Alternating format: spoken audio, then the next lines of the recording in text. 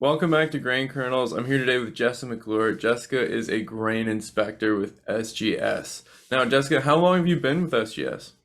I've been with SGS for 5 years now. Oh yeah, and I understand you graduated from the University of Guelph. Yeah, I graduated in 2015 with a Bachelor of Science in Agriculture in the honors program. That's really interesting. Now, Jessica, I brought you on today to talk about grains and the issues that we've had recently in quality because a couple years ago we had the VOM issue in the corn, and just last year we had the falling number issue in the wheat. I'm hoping you dive into that and break it down for us why those issues occur and factors that impact on those issues. Now, Jessica, I'll let you take it away. So I'm going to talk about vomitoxin and falling number. So first we'll go over vomitoxin. So vomitoxin is a mycotoxin that occurs in grains such as wheat, barley, oats, rye, and corn. And mycotoxins are toxic metabolites produced by molds in grain.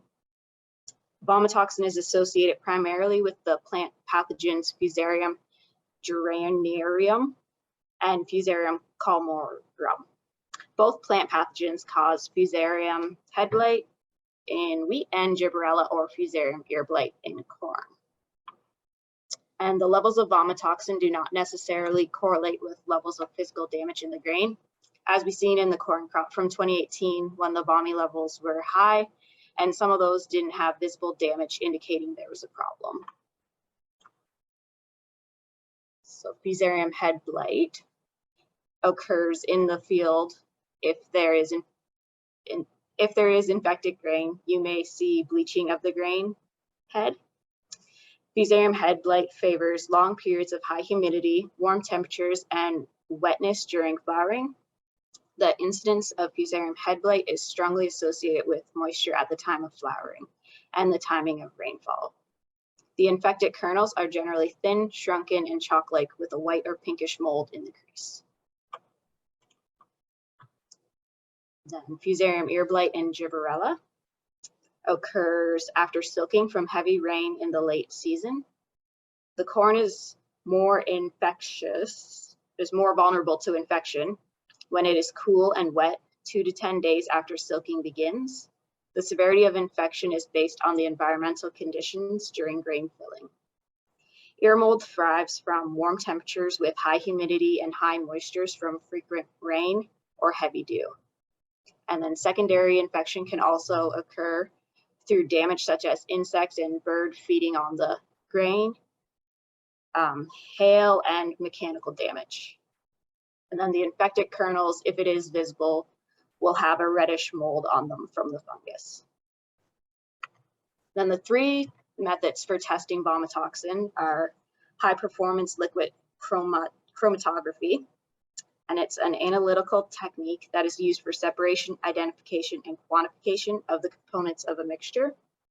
The basic principle of this technique is the separation of the components of a mixture based on its interactions with stationary phase and mobile phase when it is passed through a column at high pressure. The separated components are then identified and quantified on the basis of signals produced through UV or fluorescent detector. So basically, the test separates the vomitoxin molecule from the corn or wheat and makes it measurable. The advantage of HPLC is that it has a high sensitivity and it's very accurate compared to the other methods. However, it is not a quick process and it is more expensive. Then enzyme leaked in immunosorbent assay, commonly called ELISA. In its simplest form, ELISA, the toxin from the sample to be tested attaches to a surface, so such as a testing well in a tray, a testing tray. So then a matching antibody is applied over the surface so it can bind to the toxin. And the antibody targets the specific toxin, so the vomitoxin, and removes any toxins that didn't get bound to the surface. And then in the final step, the substrate is added, which stops the reaction from occurring. And if there is vomitoxin presence, then the reaction would produce a detectable signal, most commonly a color change. And then the last method is the lateral flow membrane strip testing. And it's simple, fast, and cost-effective. And it produces either qualitative or quantitative results. And so the sample extract travels up the membrane strip and is absorbed into the larger pad at the top of the strip. And if there is vom, there'll be 2 lines that show up. And then the strength of the bottom line is the severity of the vom. And then to ensure you get accurate results with the strips, it needs to be read when it's wet and as soon as the timer's done for when it's supposed to be in the solution. This method is the best for not needing specialized and costly equipment. Falling number testing measures the amount of alpha amylase enzyme activity. So alpha amylase is an enzyme that aids in the initiation of starch breakdown during germination. Alpha amylase has a great influence on the quality of baked goods. It affects the density of the final product, is basically what that happens, as you can see in that one picture.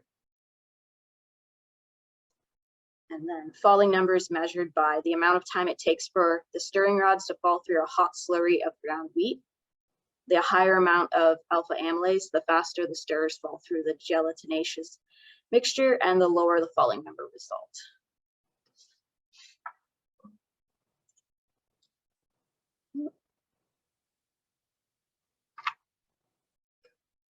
So then the steps for performing the falling number test are, first you grind up your wheat with a flour mill. It has to be a flour consistency or the test won't be accurate. And you make sure that you mix the flour so it's more representative of the entire sample. And then you weigh up the appropriate amount of flour and add to the viscometer tubes. And then the usual amount is 7 grams, or there is a moisture conversion sheet if you have a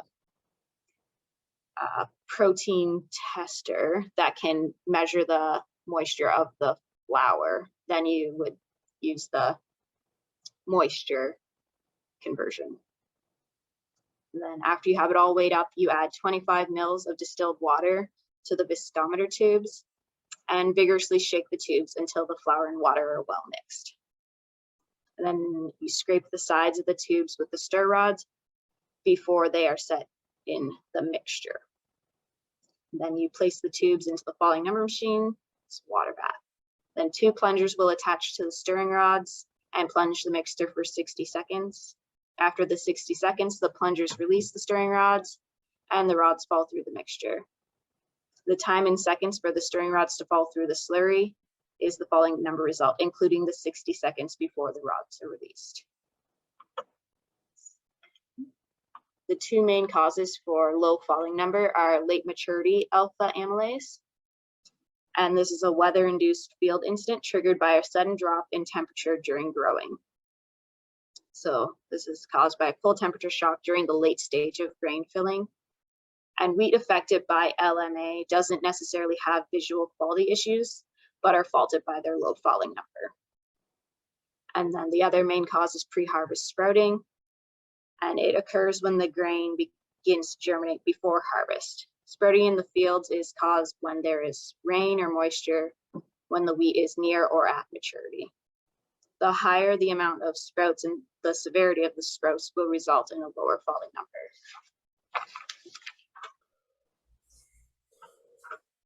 I've already got my samples weighed up in the viscometer tubes. So I'm going to add the 25 mils to each.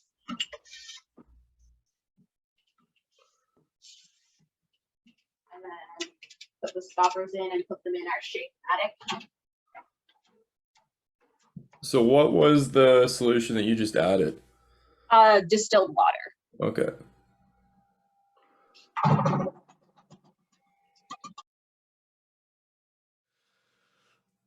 A lot better than doing it by hand. Yeah.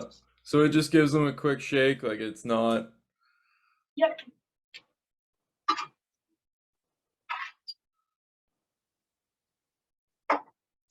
How many of these tests do you think you've done? Oh, probably 1,000 at least. We open the machine.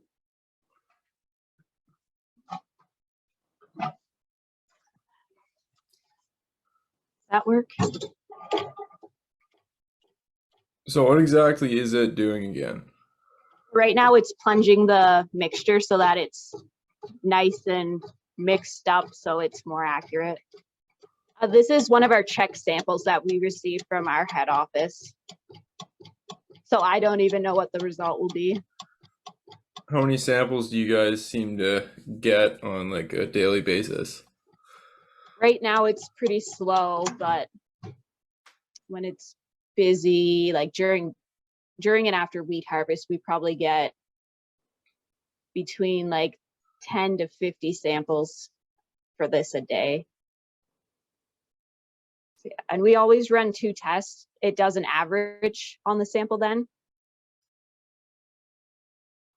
So the first one stopped, that means that that one finished sooner, right? Yeah. So then we would average that result for the sample as a whole. Thanks for the demonstration, Jessica. It was a great opportunity to work with you, and I hope to do more with you. But when you have when we have a grain dispute and we ship it off to you, what are some of the things you go over, and what are some of the options? So it depends on what specifically you're disputing, but we generally get the sample, and if like we could get it blind basically, and they just say do a grade or run the test. We don't know what it's for, so then we do the test. We give them the results, let them know, and they can take it from there. They say we got it tested by a third party, so. And when you get a sample, do you just run it for all of the tests, or do you just get a specific and they're like measure this? We just do the specific. So Okay. if we got a sample of wheat and they didn't mention falling number, we're not gonna You're run a not gonna. falling number just because it takes too long for Well, that's an us. expensive machine. You got to put the thing to use, right? Like. Yeah, exactly. Yeah. And now I'm gonna ask you to rub your crystal ball and kind of shoot in the wind for me. But what kind of predictions do you have for maybe this year, and what kind of issues can you foresee? But I know there's a lot of factors, and you're really just making Yeah. assumptions here. Yeah. I'm hoping for a good year, but we'll see what happens with the weather. Haven't So been. once again, when you were talking about weather events that cause, say, let's stick to Fusarium and Vom, is it strictly humidity? Because I was led to believe it was more rain events leading up to the crop. Yeah. It's also the moisture too. Then it gets it going. Yeah, it doesn't help it at all. It just No, makes it then much the worse. humidity just amplifies what the moisture's already done. Hmm. And so we send most of our grain to the feed trade whenever it has high vom. Well, obviously in corn that's not the case, but what are some other options that you can do with that? With high vom. Hmm. I think ethanol, they can use it for ethanol, but then it's the byproduct that they're worried about. It'll have the high vom. Well, thanks a lot, Jessica. I don't have much else for you. Is there anything else you kind of have to say to our customers or anything like that?